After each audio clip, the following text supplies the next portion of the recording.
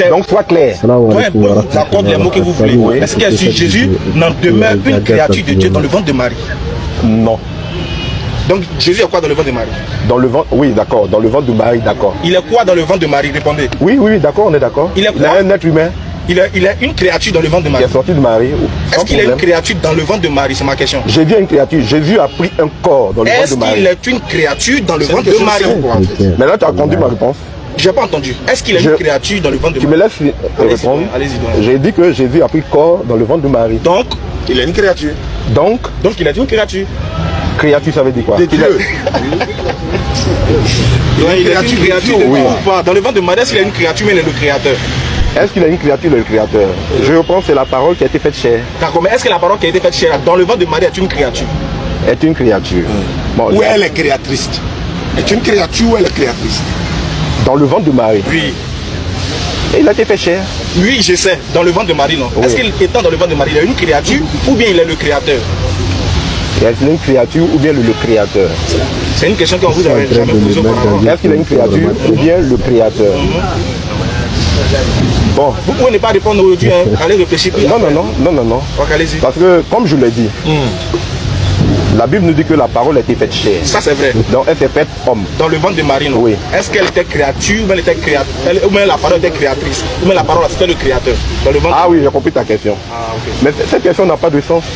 Ah, papa, elle a un grand sens pour vous. Pour vous. Okay, voilà. Laisse-moi expliquer pourquoi elle dit que ça n'a pas de sens.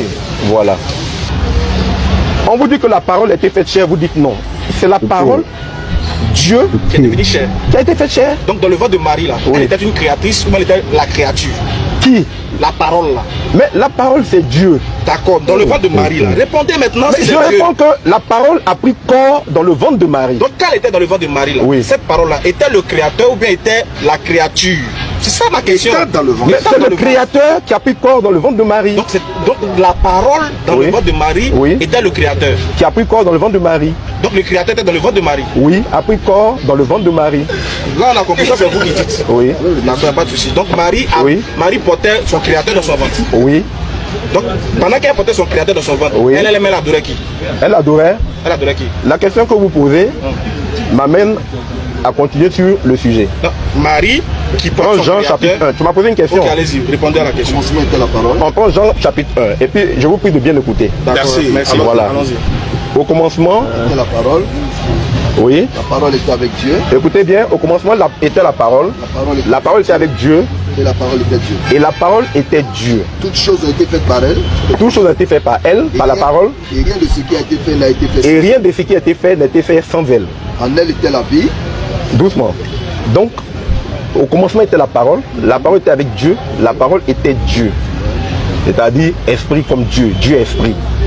Toutes choses ont été faites par elle, par la parole, et rien de ce qui a été fait n'a été fait sans elle. Donc c'est la parole, Dieu là, que la Bible appelle Dieu là, qui s'est retrouvé dans le sein de Marie. Mais pendant ce temps, elle adorait qui?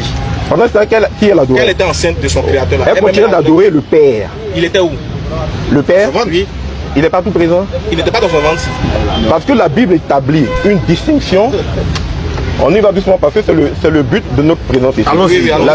La Bible établit une nette distinction entre le Père et le Fils. Ah, il y a une différence. Il y a des distinctions, une nette distinction entre le Père et le Fils. Distinction, c'est quoi donc? Ton esprit est distinct de ton âme. Donc ils ne sont pas pareils. Pas du tout. Bien sûr. Donc le Père et Jésus ne sont pas pareils. Je reprends. Ton esprit est distinct de ton corps. Donc ton corps et ton esprit ne sont pas pareils. Mais maintenant, est-ce que le Père est distinct du Fils? Le Père est distinct du Fils. Est-ce qu'ils sont pareils? C'est-à-dire Jésus et Dieu sont-ils pareils, le Père? Ils sont un seul et même esprit. Alors que moi, mon âme et mon esprit ne sont pas pareils. Hein. Pardon? Vous avez pris l'exemple sur mon âme et mon esprit. Ton âme et ton esprit sont un seul et même corps. Donc vous avez dit tout à l'heure qu'ils ne sont pas pareils. C'est toi, je demande. J'ai dit ton corps et ton esprit ne sont pas pareils. Mon corps et mon esprit sont pareils. Ils sont pareils, mais ils ne sont pas pareils. Ils ne sont pas pareils.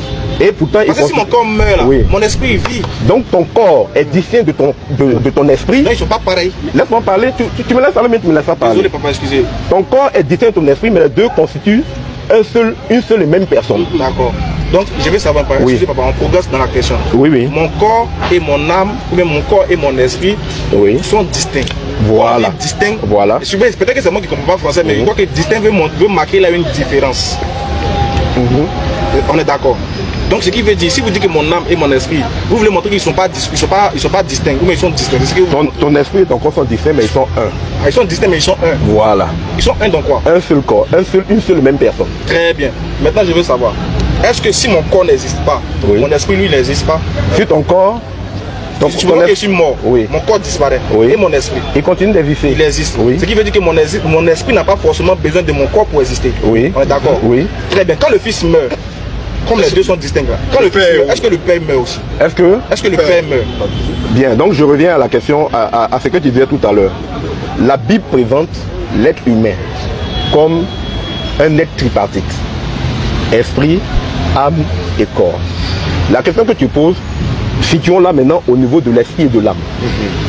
Quelle distinction y a-t-il entre l'esprit et l'âme? Ils sont distincts, mais quelle distinction il y a? Moi je veux savoir, est-ce que l'esprit... Ils jouent même pas le même rôle? Ouais. Non, je n'ai pas parlé de rôle. Excusez-moi, l'âme c'est quoi et l'esprit c'est quoi? Dites-nous. Je peux vous l'expliquer bibliquement, parce que coraniquement, j'ai cherché, je n'ai même pas vu quelle distinction vous faites là-bas. À moins que allez-y, montrez-nous dans la Bible, l'âme c'est quoi, l'esprit c'est quoi? Voilà. On prend Hébreu. Oui. Car la parole de Dieu est vivante. La parole de Dieu est vivante. Et efficace. Efficace. Plus tranchante qu'une épée quelconque à deux tranchants. À deux tranchants. Pénétrant jusqu'à partager âme et esprit. Jusqu'à diviser l'âme et l'esprit. Jointure et moelle. Les jointures et les moelles. Elle juge les sentiments et les pensées du cœur. Donc, on fait une analogie entre l'esprit et l'âme avec les jointures, les os et les moelles.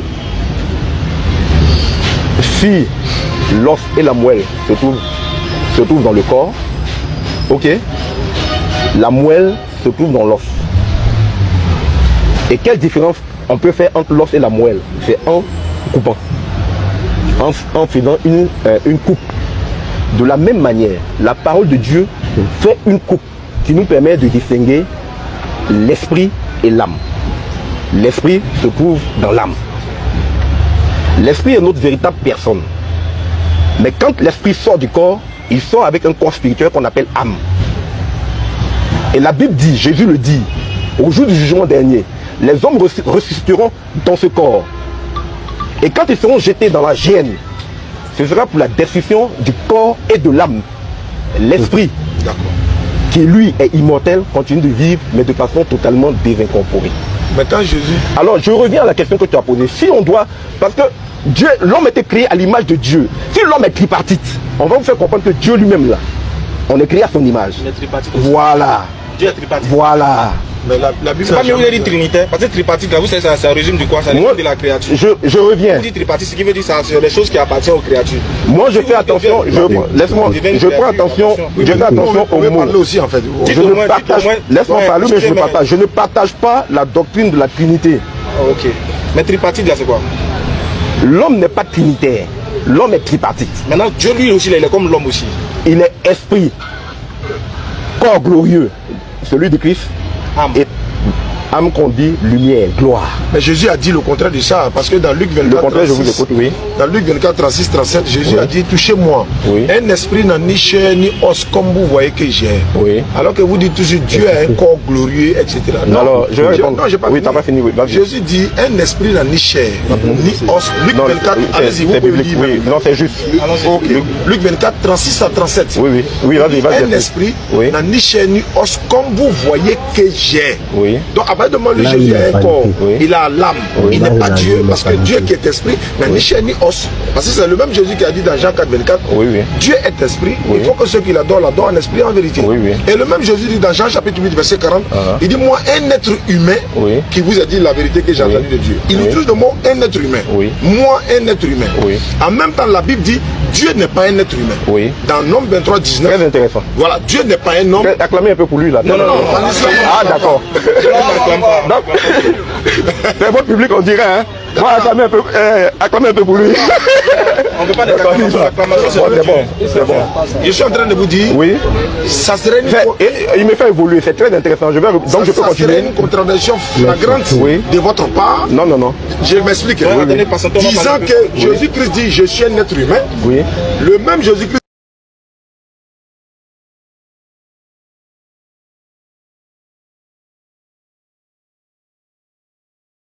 Mes chers frères et sœurs, vous voyez, c'est à cause de ça que Gédéon ne va jamais accepter, ne va jamais du tout dans sa vie accepter de faire débat comme ça. Jamais. Parce qu'il sait très bien, Gédéon sait très bien que s'il accepte débat comme ça là, Wallah, il va tomber. Il va tomber, il serait choqué. Ce qu'il n'a jamais vu dans la vie, ce qu'il n'a jamais attendu, il va voir ça. Wallah, soyez fiers d'être musulmans. Wallah, soyez fiers. Assalamu alaikum.